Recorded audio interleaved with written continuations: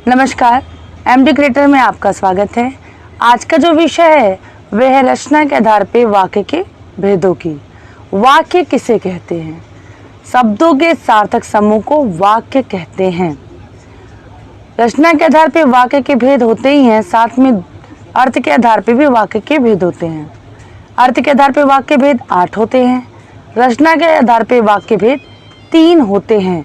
तो आज हम पढ़ेंगे रचना के आधार पर वाक्य के भेदों। यहाँ पर हम बात करेंगे कि रचना के आधार पर वाक्य के तीनों भेदों की, सरल, संयुक्त और मिश्र। और उससे पूर्व हम बात करेंगे वाक्य के अंगों की। जी हाँ, वाक्य के 2 अंग हैं, उद्देश्य और विधेय। उद्देश्य, वाक्य में जिसके विषय में जो बताया जाता है उसे उद्देश्य कहते हैं। जैसे राम विद्यालय जाता है, यहाँ पर राम जो है वो उद्देश्य होगा क्योंकि उसकी बात की जा रही है।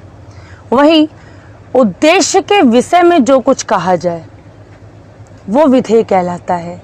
राम विद्यालय जाता है, यहाँ पर राम उद्देश्य है और उसके विषय में कहा जा रहा है वह विद्यालय जा रहा है। तो रचना के आधार पर वाक्य के भेद पढ़ने से पहले हमें पता होना चाहिए कि वाक्य के जो 2 अंग हैं वे उद्देश्य और विधेय हैं क्या, जिसके आधार पे ही हम पता लगा सकते हैं कि रचना के आधार पे जो 3 भेद हैं वो सरल, संयुक्त, मिश्र हैं क्या। जैसे कि पहला अगर मैं बात करूं कि रचना के आधार पे पहला भेद है सरल वाक्य, तो इसमें एक ही विधेय का प्रयोग किया जाता है। एक ही उद्देश्य होते हैं और एक ही विधेय होते हैं। जो विषय होता है वो एक ही होता है और विषय के बारे में जो कुछ कहा जाता है अर्थात क्रिया वो भी एक ही होती है। जैसे राम विद्यालय जाता है, ये सरल वाक्य का ही उदाहरण है। इसमें राम एक ही उद्देश्य है और विधेय जाता है, वो विद्यालय जाता है, वे भी एक ही है। तो सामान्य रूप से कह सकते हैं जहाँ एक ही क्रिया का प्रयोग हो वह सरल वाक्य कहलाता है। अब दूसरी बात करते हैं संयुक्त वाक्य की। संयुक्त वाक्य में एक से अधिक उद्देश्य और विधेय होते हैं, अर्थात दोनों स्वतंत्र रूप से लिखे जा सकते हैं, दोनों अलग अलग लिखे जा सकते हैं, लेकिन समुच्चय बोधक द्वारा जुड़े होते हैं। समुच्चय बोधक अर्थात और, इसलिए, लेकिन, किंतु, परंतु इत्यादि। उदाहरण, पिताजी को फल खरीदने थे इसलिए वे बाजार गए। यहाँ पर इसलिए समुच्चय बोधक है, पिताजी को फल खरीदने थे ये अलग स्वतंत्र वाक्य है। इसलिए वे बाजार गए, वे बाजार गए ये अलग स्वतंत्र वाक्य है। हम कह सकते हैं कि 2 उपवाक्यों को जोड़ने का कार्य समुच्चय बोधक करता है और 2 वाक्य जब समुच्चय बोधक द्वारा जोड़े जाते हैं तो वह संयुक्त वाक्य कहे जाते हैं। इस तरह से हमने देखा सरल वाक्य और संयुक्त वाक्य। अब बात करते हैं तीसरे प्रमुख वाक्य की रचना के आधार पे, वो है मिश्र वाक्य। मिश्र वाक्य 2 उपवाक्यों से मिलकर होता है, जिन्हें अलग नहीं किया जा सकता, वे स्वतंत्र नहीं होते हैं। एक प्रमुख वाक्य होता है और उस पर आश्रित एक उपवाक्य होता है। अर्थात हम कह सकते हैं कि एक उपवाक्य अपने अर्थ के लिए दूसरे वाक्य पर आश्रित होता है।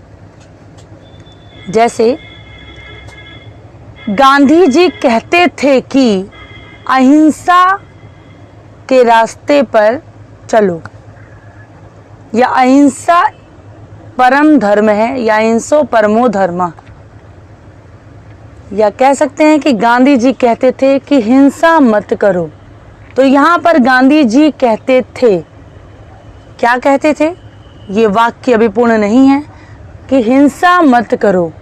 तो यहाँ पर की, जो ये की है, ये जोड़ने का कार्य कर रहा है, मिश्रित करने का कार्य कर रहा है। लेकिन हिंसा मत करो ये कौन कहता था? तो गांधी जी। तो ये दोनों वाक्य एक दूसरे पर आश्रित हैं, लेकिन प्रमुख वाक्य के ऊपर आश्रित उपवाक्य केंद्रित है। तो यह मिश्र वाक्य कहा जाएगा, जिन्हें अलग अलग नहीं किया जा सकता है। अगर मैं कहूं कि गांधी जी कहते थे, यह कौन सा वाक्य है? तो यह है प्रमुख उपवाक्य।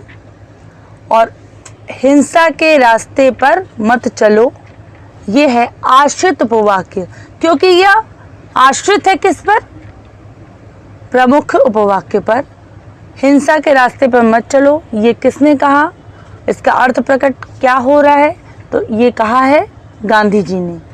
तो इस प्रकार से ये हुआ आश्रित उपवाक्य और प्रधान उपवाक्य। मिश्र उपवाक्य के दो अंग कहे जा सकते हैं ये। तो प्रधान उपवाक्य और आश्रित उपवाक्य समझते हैं। प्रधान उपवाक्य प्रमुख होता है और वह स्वतंत्र रूप से होता है, कह सकते हैं। और आश्रित उपवाक्य ये प्रधान उपवाक्य पर आश्रित होता है। हम कह सकते हैं कि आश्रित उपवाक्य अपने अर्थ के लिए प्रधान वाक्य पर केंद्रित होता है या आश्रित होता है। ये व्यक्त कैसे होता है, ये जुड़ता कैसे है, ये मिश्रित कैसे होता है? ये भी समुच्चय बोधक द्वारा ही मिश्रित होता है या अपने अर्थ को प्रकट करता है। अब बात करते हैं मिश्र वाक्य में आश्रित उपवाक्य की। तो आश्रित उपवाक्य मुख्यतः 3 प्रकार के होते हैं। संज्ञा उपवाक्य, जो आश्रित उपवाक्य वाक्य में संज्ञा पदबंध का कार्य करते हैं, उन्हें हम संज्ञा उपवाक्य कहते हैं। और इसका जो पहचान होता है वो होता है की समुच्चय बोधक द्वारा ये प्रयोग में किए जाते हैं। जैसे प्रदीप ने कहा कि मैं कल नहीं आऊँगा। तो यहाँ पे प्रदीप ने कहा, ये संज्ञा पदबंध का कार्य कर रहे हैं। की समुच्चय बोधक है कि वह कल नहीं आएगा या मैं कल नहीं आऊँगा। तो यहाँ पर संज्ञा उपवाक्य है और इसका पहचान है की। क पे छोटी ई की मात्रा की। ठीक है। अब आते हैं अब बात करते हैं दूसरे आश्रित उपवाक्य की। वह है विशेषण उपवाक्य। इसकी पहचान है जो। विशेषण उपवाक्य ऐसे आश्रित उपवाक्य जो प्रधान उपवाक्य में आए संज्ञा सर्वनाम की विशेषता बताते हैं।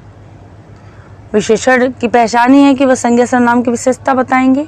तो यहाँ पे प्रधान उपवाक्य में आए संज्ञा सर्वनाम की विशेषता जो बताते हैं वे होते हैं विशेषण उपवाक्य।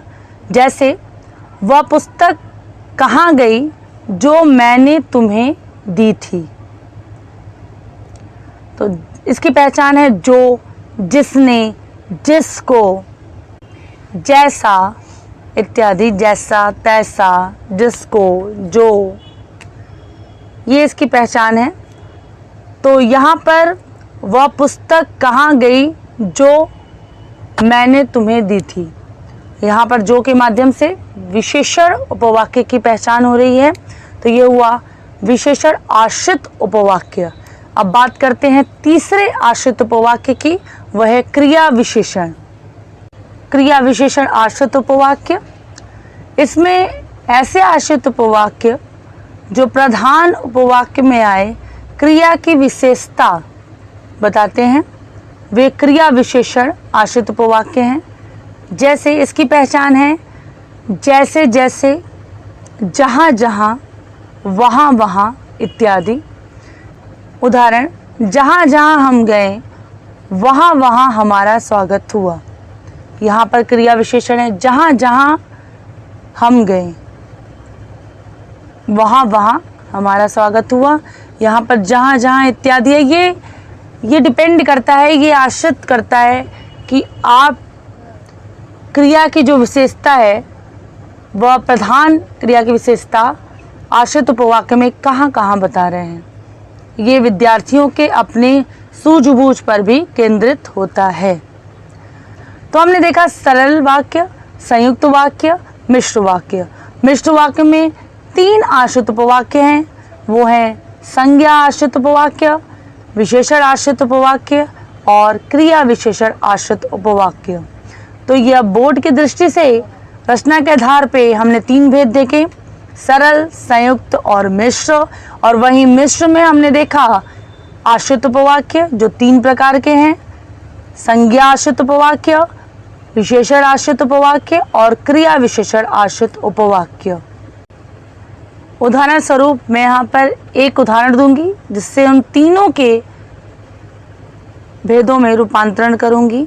जैसे एक उदाहरण है पहला, घर पहुंचते ही हम खेलने लगे, यह है सरल वाक्य।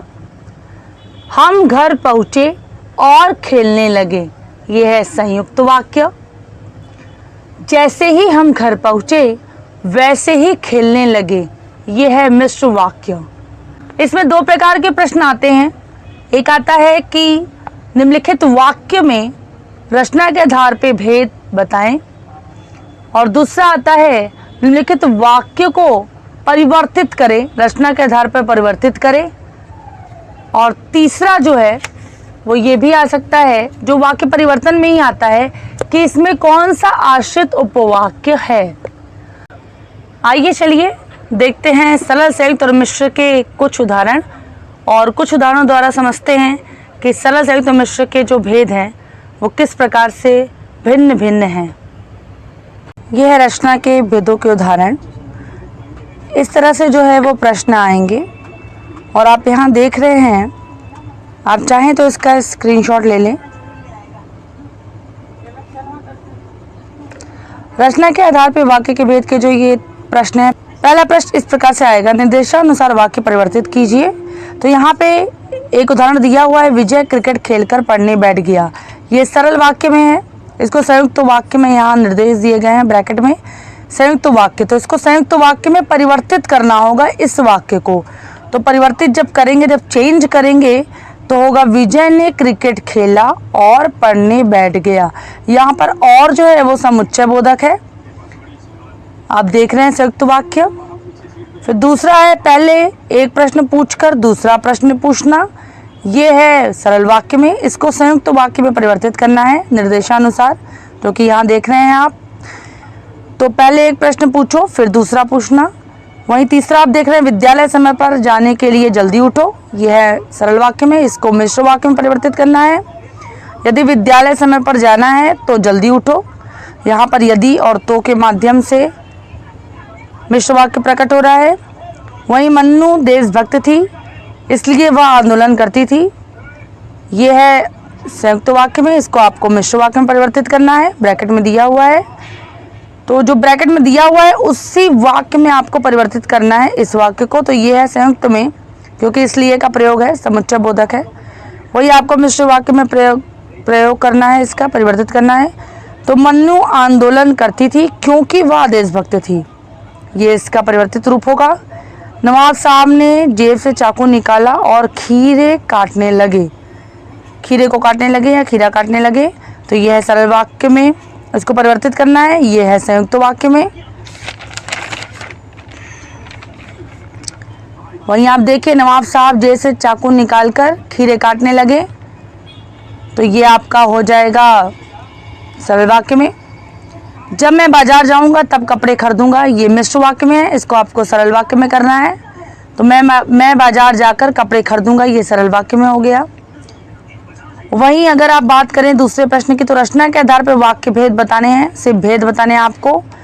मैंने उससे ब्रेड लाने के लिए कहा था, एक ही क्रिया का प्रयोग है, तो यह है सरल वाक्य। संध्या हुई और शंख बज उठे, यहाँ पे और समुच्चय बोधक का प्रयोग हुआ है, तो ये संयुक्त वाक्य है। और दोनों वाक्य जो हैं वो स्वतंत्र हैं, संध्या हुई और शंख बज उठे। जिस काम में नुकसान होता है उसे क्यों करते हो, यह वाक्य जो है वो मिश्र वाक्य है, क्योंकि जिस काम में यहाँ पे है संबोधन। फिर आता है जो चौथा वाक्य है, आज माँ ने जो खाना बनाया वह मेरी पसंद का है। आज माँ ने जो खाना बनाया वह मेरी पसंद का है। जो खाना बनाया, यहाँ पर आप देख रहे हैं, यहाँ पे विशेषण है, तो ये है मिश्र वाक्य में, यह है मिश्र वाक्य। आज उसे खेलते हुए चोट लग गई, आज उसे खेलते हुए चोट लग गई, चोट का लगना, यह है एक आपका उद्धेय, तो यह है सरल वाक्य। वहीं अगर तीसरे प्रश्न की बात करें तो निर्देशानुसार उत्तर दीजिए, ये होगा, रमेश कह गया था कि वह अब कभी नहीं आएगा। आश्रित उपवाक्य पहचान कर उसका भेद लिखिए। आश्रित उपवाक्य पहचानना है कौन सा है और उसका भेद भी दोनों लिखना है। तो यहाँ पे वह कभी नहीं आएगा, ये आश्रित उपवाक्य है क्योंकि रमेश कह गया था, ये प्रधान है। तो की का प्रयोग है, हम सभी जानते हैं की है संज्ञा के प्रयोग में होता है, तो यह है संज्ञा आश्रित उपवाक्य। वहीं दूसरी उदाहरण की बात करें तो दीपक ऐसा लड़का है जिस पर भरोसा नहीं किया जा सकता। तो आश्रित उपवाक्य पहचान कर बताना है। तो जिस पर भरोसा नहीं किया जा सकता, यह है विशेषण जिस पर, जिस है विशेषण आश्रित उपवाक्य। वहीं अगर तीसरे उदाहरण की बात की जाए, जितना परिश्रम करोगे उतनी सफलता मिलेगी, उतनी सफलता मिलेगी। यहाँ पर कौन सा उपवाक्य आश्रित, तो यहाँ जितना परिश्रम करोगे, तो ये है क्रिया विशेषण आश्रित उपवाक्य, जितना परिश्रम करना। बात अगर अन्य उदाहरण की करें तो मेरी इच्छा है कि तुम खूब पढ़ो, इसमें प्रधान उपवाक्य छाट कर लिखना है। तो प्रधान उपवाक्य बताना है। तो मेरी इच्छा है कि, तो ये मेरी इच्छा है अर्थात ये प्रधान उपवाक्य है, मेरी इच्छा है कि तुम खूब पढ़ो, कि तुम खूब पढ़ो आश्रित उपवाक्य है और कि यहाँ पे संज्ञा है, तो संज्ञा उपवाक्य है ये। इस प्रकार हमने देखा, आप चाहें तो इसका स्क्रीनशॉट ले सकते हैं।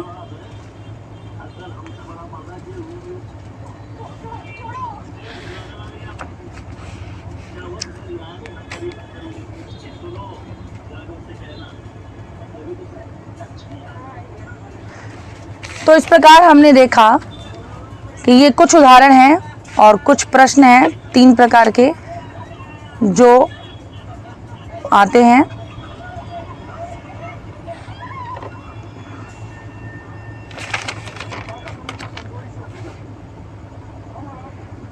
इस प्रकार के प्रश्न होंगे जो आएंगे और उदाहरण हैं।